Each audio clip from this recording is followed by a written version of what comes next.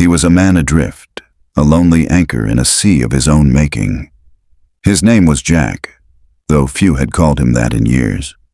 The world had worn him down, each disappointment and loss chipping away at the man he once was. When the noise of the city became unbearable, the endless chatter, the ceaseless demands, he sought refuge in silence. $25, a pittance, bought him a desolate patch of desert, a place where dreams went to die, or so he thought. The land was nothing more than a stretch of cracked earth, dotted with scrub brush and the occasional tumbleweed. The sun beat down mercilessly, and the wind whispered loneliness through the dry air. Jack stood at the edge of his new property, the horizon stretching endlessly before him, a vast emptiness that mirrored the hollow inside his chest. He craved emptiness, a mirror to his soul. For days he wandered the barren land, feeling the weight of isolation settle over him like a shroud.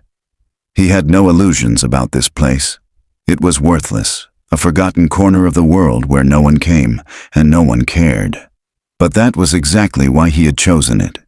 Here he could disappear. Here he could be alone with his thoughts, away from the ghosts of his past. Jack set up a small camp with the few belongings he had brought, a battered tent, a rusty stove, and a worn-out blanket. Nights were cold, the desert air sharp and unforgiving. He found solace in the stars, their distant light a reminder that the universe was vast and indifferent. He was just a speck, a fleeting shadow in the grand scheme of things. But the universe, in its infinite wisdom, had other plans. One evening, as the sun dipped below the horizon and painted the sky in hues of orange and purple, Jack heard a faint sound, a soft, desperate whinny carried on the wind. He froze, heart pounding. The sound was fragile, almost pleading. He followed it cautiously, his boots crunching on the dry earth. There, near a withered mesquite tree, lay a creature so out of place it seemed like a mirage. A horse, gaunt and trembling, its ribs visible beneath a coat matted with dust and grime. The animal's eyes were wide with fear and exhaustion, its breath shallow and ragged.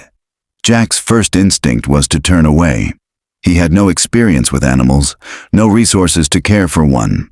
But something in the horse's gaze stopped him, a silent plea for help that echoed the loneliness he felt inside. He approached slowly, speaking in a low, soothing voice. The horse flinched but did not flee. Jack rummaged through his sparse supplies and found a small bag of oats he had brought for emergencies.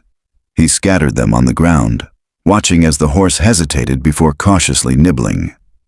Days turned into weeks as Jack tended to the horse, whom he named Dust. The bond between them grew, fragile but real. Dust was a survivor, and Jack found himself learning to survive alongside him. He scavenged for water, patched up the horse's wounds, and shared what little food he had. In caring for Dust, Jack discovered a purpose he had long forgotten. The horse's resilience sparked something within him, a flicker of hope, a reason to keep going. The desert, once a symbol of desolation, became a place of healing. Jack began to explore beyond his property, searching for water sources and edible plants. He learned to read the land, to listen to the whispers of the wind and the songs of the birds. The desert was harsh, but it was alive, and so was he.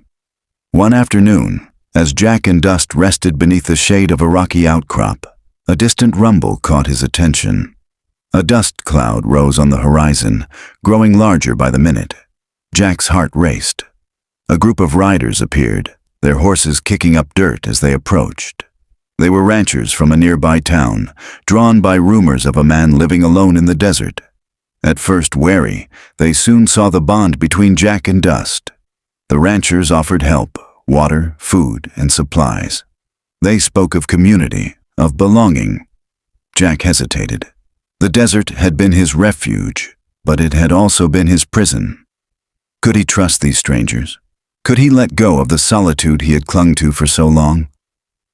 Dust nuzzled his hand, a silent encouragement. Jack realized that survival was not just about enduring the harshness of the land, but about opening his heart to connection.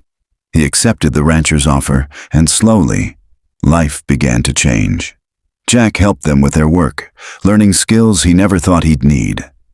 He found laughter in shared stories and comfort in companionship. The desert, once a place where dreams went to die, became a place where new dreams took root.